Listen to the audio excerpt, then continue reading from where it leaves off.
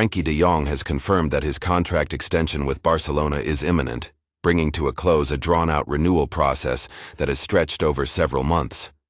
Speaking from the Netherlands training camp, the 28-year-old midfielder acknowledged that the agreement is very close and is expected to be made official soon after the international break. The club has penciled in October 15th as the likely date for the official signing, marking the end of a negotiation saga that had, at times, appeared to stall completely.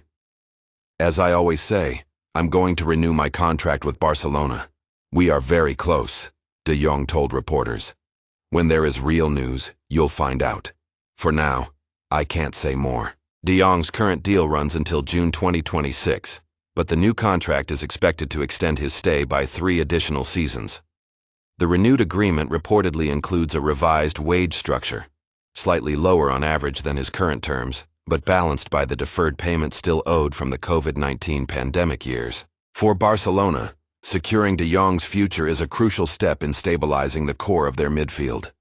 The club had been keen to avoid a repeat of past situations where key players entered the final year of their contracts, potentially leaving on free transfers. Talks had previously stagnated after de Jong switched agents last year, replacing his longtime representative with Belgian lawyer Sébastien Ledoux.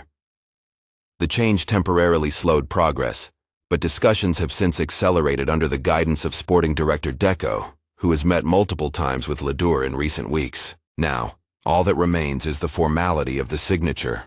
Once signed, the deal will reaffirm de Jong's role as a central figure in Barcelona's next project under Hansi Flick, a player the club still views as integral to its footballing identity.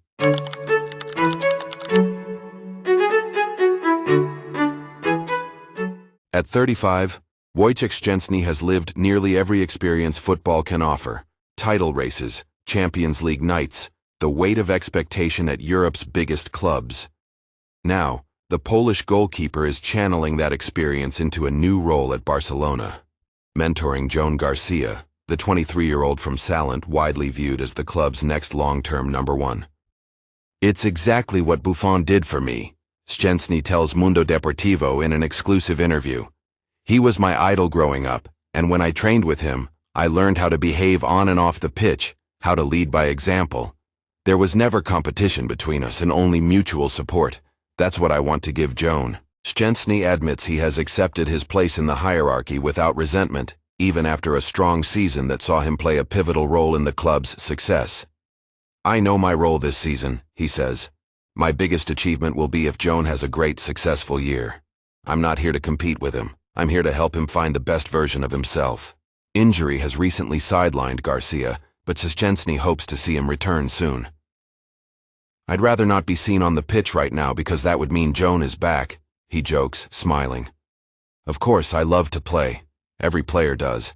But my priority is his recovery and progress." Szczęsny is effusive when describing Garcia's potential. "He has almost everything already," he says. "Physically, he's among the best in the world. What he's learning now is the mental side, the ability to stay focused every 3 days, through 60 matches a season. That's something you only gain with experience."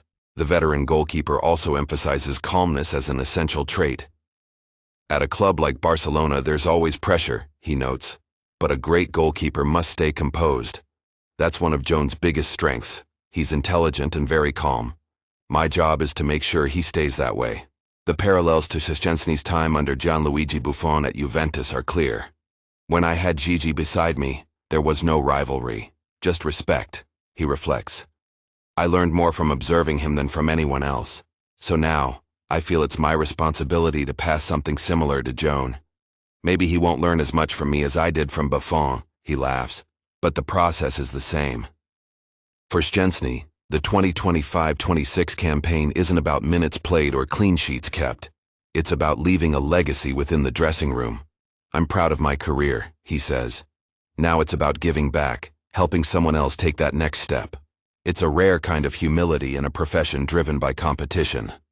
But Szczęsny, following Buffon's example, seems at peace with the idea that sometimes the greatest contribution isn't a save. It's shaping the next man who makes one.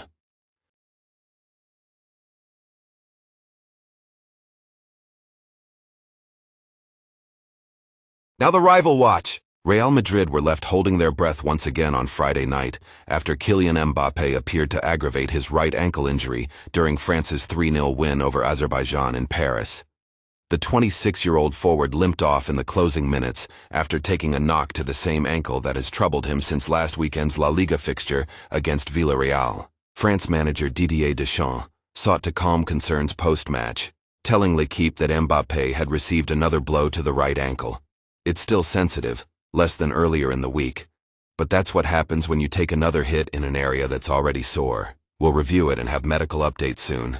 Speaking later on TF1, Deschamps reiterated that there was nothing to worry about at the moment, while acknowledging that the player was still experiencing discomfort. He doesn't have great sensations. It's a pain that obviously isn't ideal for him, Deschamps said. Getting another knock just reminds him that the ankle still hurts. The latest incident comes at an uneasy time for Real Madrid, who have grown increasingly protective of their star forward following his heavy workload early in the season. Mbappé had already been substituted in the final minutes of Madrid's win over Villarreal due to the same issue, prompting frustration within the club that he was risked again in a friendly-style international fixture. It remains unclear whether Mbappé will feature in France's next match against Iceland on Monday. With Real Madrid facing a demanding stretch of fixtures on their return from the international break, including key league and Champions League ties, any setback to their marquee signing would be a major concern in Valdebebas. For now, the message from France is one of calm. But in Madrid, the alarms have already been sounded.